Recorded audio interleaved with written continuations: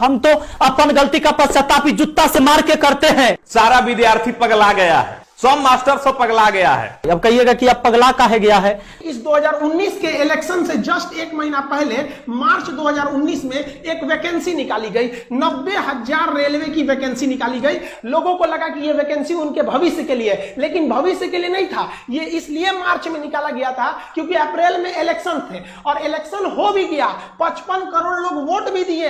अप्रैल में इलेक्शन चालू हुआ, मई में रिजल्ट आ गया, प्रधानमंत्री लोग बन गए, लोग सांसद बन के घुस गए, लोग संसद भवन के अंदर दिल्ली एकदम बढ़िया से ऐश से जी रहे हैं। लेकिन उसी वैकेंसी में इस 90,000 पोस्ट के लिए लगभग 3 करोड़ लोगों ने फॉर्म भरा था। अब रेलवे कह रही है कि हमारे पास वेंडर नहीं है, हमारे पास एग्जाम लेने की क्षमता नहीं है 3 करोड़ का, और उन 3 करोड़ लोगों ने 500 रुपए दिया था। 500 रुपए फीस ली, बोले 400 वापस कर देंगे। अबे उधार ले रहे हो बच्चों से, शर्म नहीं आती तुम्हें? सरकार से मांगो ना कि 400 ले रहे हैं तुमसे वापस कर देंगे। बताओ, मुझे दोगे तुम 500 रुपए उधार, मैं भी दे दूंगा 6 महीने बाद। मजाक बना के रख दिया है। पूरा देश में अब बवाल होने वाला है। अगर सही टाइम से एग्जाम नहीं लीजिएगा, युवाओं को रोजगार नहीं मिलेगा, तब आपके मन की बात नहीं होगी। हमेशा ये जनता के भी मन की बात होनी चाहिए। यहां पर आप फॉर्म निकलवाते हैं, करोड़ों करोड़ विद्यार्थी से हजार रुपया, 500 रुपया ले लेके आप उनका फॉर्म भरवाते हैं, और जब फॉर्म भरा जाता है उसके बाद आप अपने कान में तेल डाल के सुत जाते हैं। और फिर जब आप कुछ व्यवस्था नहीं कर पाते हैं तो बेशरम की तरह आप बोलते हैं कि ठीक है सबका हम पैसा लौटा देंगे। अरे क्या लौटाइएगा मरते आप पैसा? 2 साल के बाद आपको होश आता है कि हमको पैसा लौटाना है। 2 साल जो आदमी जो अपने आंख में सपना लेके चल रहा है, उसका बाप जो है बूढ़ा बाप को उसका पेंशन खत्म हो रहा है, यार उसको बहन की शादी करनी है, उसकी माँ बीमार है, बहुत सारी चीजें हैं यार।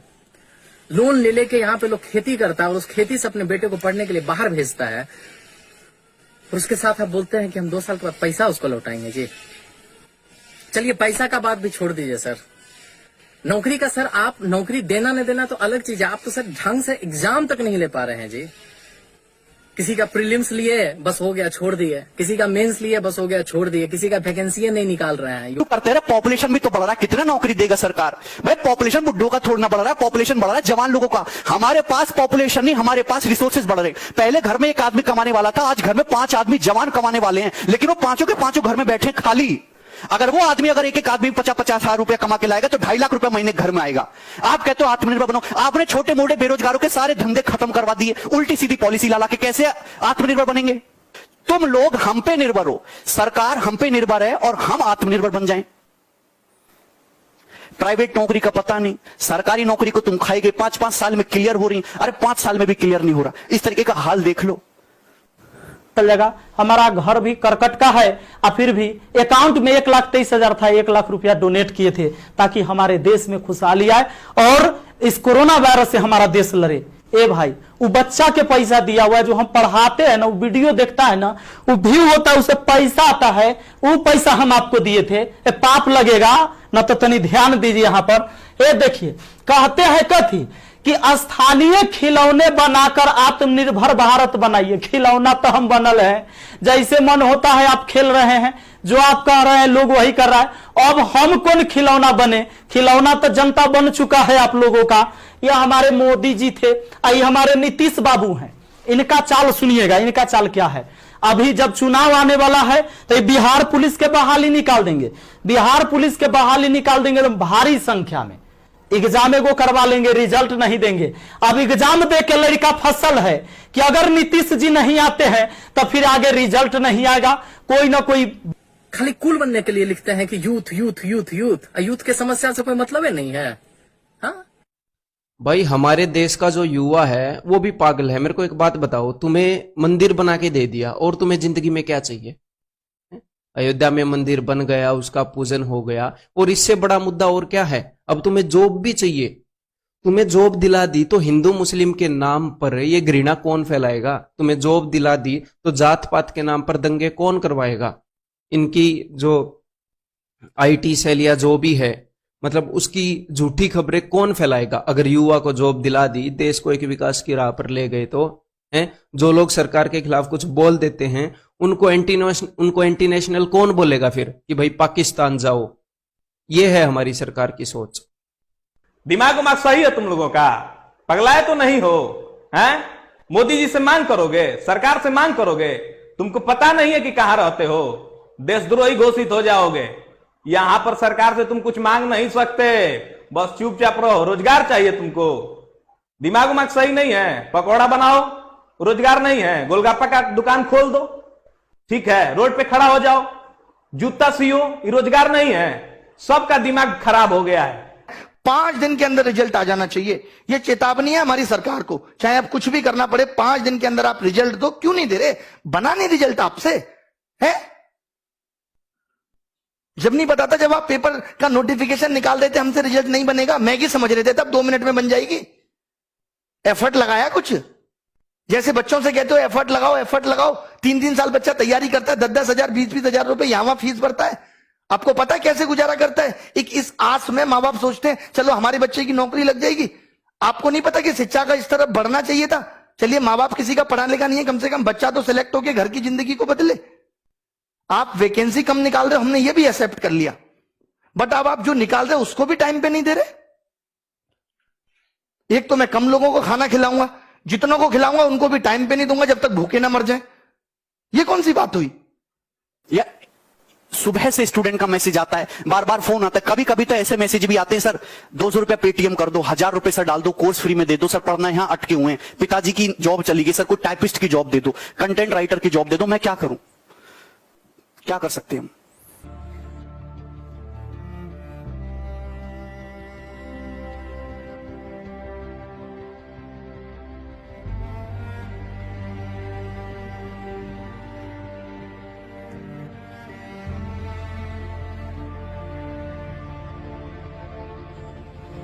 पहले आईएएस और उसके बाद एसएससी, और फिर से फ्रस्ट्रेशन का ई लेवल हो जाता है कि सर रेलवे का गैंगमैन से लेके लोको पायलट का फॉर्म भरते भरते हम लोग अपने सेल्फ एस्टीम का ऐसा बत्ती बना लेते हैं कि रात में जब टेबल पे बाबूजी के साथ खाना खाने बैठते हैं ना, तो परवल तक नहीं घोटाता है सर।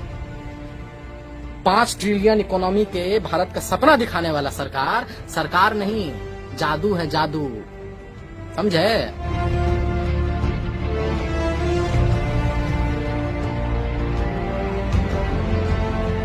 2 साल से वैकेंसी निकला हुआ है, एग्जाम नहीं ले पाए हैं।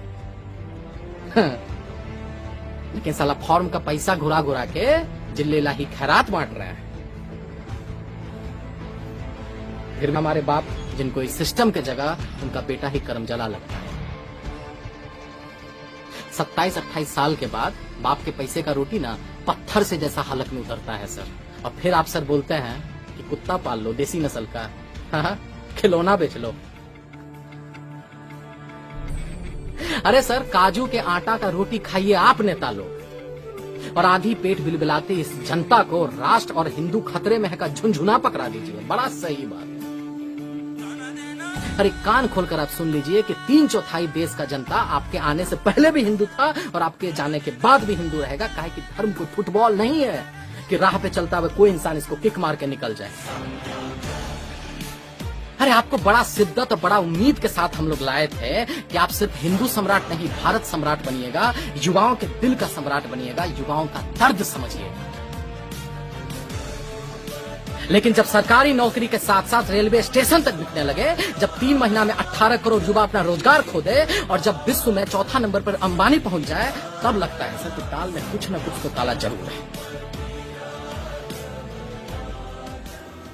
टीवी पे मरने वाले एक्टर के लिए जस्टिस का शोर तो है, लेकिन साला भारत के कोने कोने में लाखों युवाओं के एक अदद नौकरी पाने का सपना बढ़ती उम्र के साथ जो हर रोज मर रहा है, उसके लिए किसी को घंटा फर्क पड़ता है, उसके लिए कहीं कोई शोर नहीं है।